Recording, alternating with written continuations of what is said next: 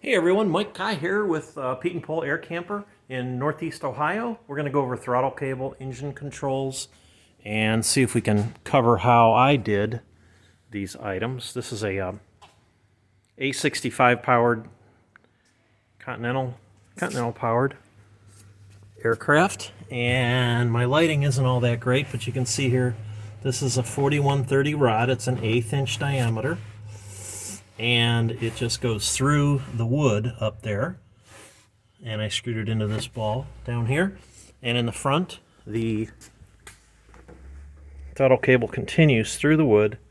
There's a little guide here, a little piece of wood here, and then a ball where you just shove this forward, or the passenger can fly with the throttle up there. And then down here you can see how the throttle cable then is connected to a regular throttle cable from actually Wick's aircraft. I machined that little barrel, and so this threaded rod could thread into it and lock nut it on both sides, and then connect it to the 1032 threads on the regular throttle cable.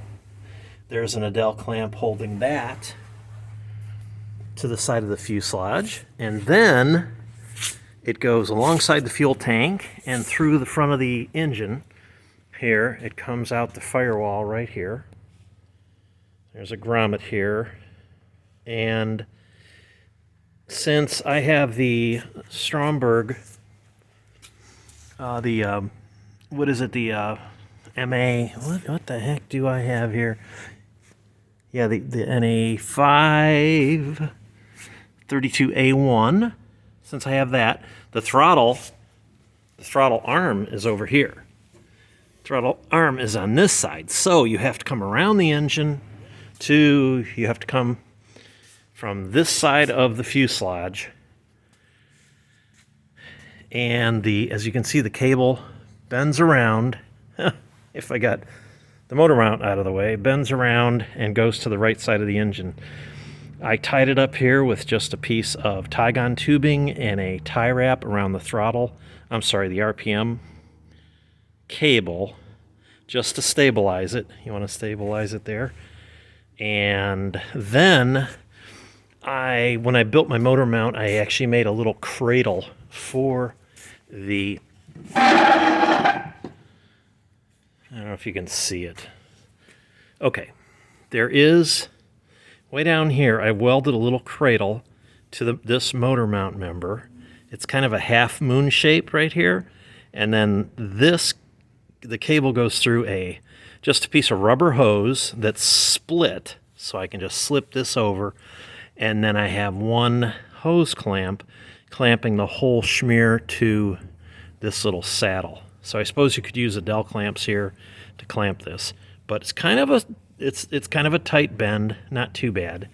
Then it comes down above the oil tank, and you can see I slipped a piece of Tygon tubing over this so it doesn't chafe and rub too badly on the oil tank. So here you can see these are 1032 nuts, and they are Loctited, and then the fork end is Loctited to this, snugged up with move the prop here. You can see with a metal castellated lock washer, I guess it is. So there's a little bit of play here. This washer is recommended by my Uncle Tony Bengelis of the Bengelis Home Builders books, because if this little bearing in here decides to fail, this throttle arm could slip right over the head of your bolt, and then you have no throttle control. So if you have this washer here and this bearing fails inside here, and this nut falls off and the earth goes flat, this won't come out. So that's what you want. So that is it. That is it. So this is the cable that I used. You could use a lawnmower cable, I suppose, if you wanted. But this is it. I got a 4-foot version, and as you can see, they come in various lengths. This is the one I got, the A920. This is a 1032. It's got 1032 ends. This one is the bigger diameter 1/4 inch. That's for your P51s and T6s, I guess. And so that's that. So I got a 4-footer, 4-foot version, and you can get these in various lengths, 4, 6 foot, whatever. And then the fork end, and I get everything from Wix. I love Wix. Don't like aircraft spruce. I got a lot of reasons, but I love Wix. Great customer service. Usually they have everything in stock. So anyway, this is what I used. And the main thing, the main source of how the heck do you do this, I got from the Tony Bengelis books. I harp on those all the time. There's a cool little model. It looks kind of like the Pietenpol, doesn't it? Look at that. A friend out in California built that. And somehow it wound up here. So you go to the Tony Bengelis books, you got to read them. I mean, mine are tattered. I needed all the help I could get. So this is the engine. This thing's falling apart. Okay, there's firewall forward. It's my Uncle Tony Bengelis wrote all these. Good old, God rest his soul. He's really not my uncle, but it felt like it after I got done reading the books. I was like, I love this guy. He's awesome. So this is I just used what Tony suggested. And he reasons it out, why you use it. And what not to do, how not to kill yourself. Then here's a page on all the different throttle controls. It's pretty amazing. I mean, these books, I think they're $100 from EAA, or you can get them on Amazon. There's one more I'm missing somewhere in my collection. But these books were invaluable in building the Pietenpol. There is no way I could have. I mean, this will save you hundreds of dollars of mistakes and buying the wrong thing, not knowing what you're doing. I didn't know what I was doing. I had to read up on it, but you got to read it first, figure out how you want to attack it, and then do it. Just like the cowlings. These cowlings, this is all Tony Bengelis and Frank Pavliga, he helped. These are flimsy as heck, and they're very light, but once you get it all mounted up here, it's like a brick outhouse. Anyhow, that's that. All the cables, everything I have carrying through, a lot of grommets, a lot of carry-throughs, a lot of room so you don't chafe anything.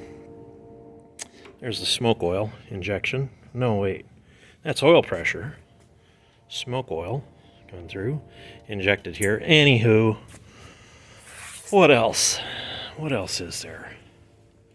On the back of these carburetors, too, there's an adjustment that everybody overlooks. And it is amazing what you can do with this little thumb screw. You see this is the idle mixture control. This can help your engine run better on cold days so it doesn't stumble when you hit the gas, or just run more efficiently. And there is an article, Harry Fenton published the link, and maybe I'll put the link down below in the description, but it's that Bob Ketchigaris or something like that. He wrote an article on how to adjust the idle mixture, and you do it while the engine's running, and you can get it just perfect. But it will help starting issues, it will help idling issues, it'll help acceleration issues on cold days. It is phenomenal, and it's a very simple procedure, and it works like a charm.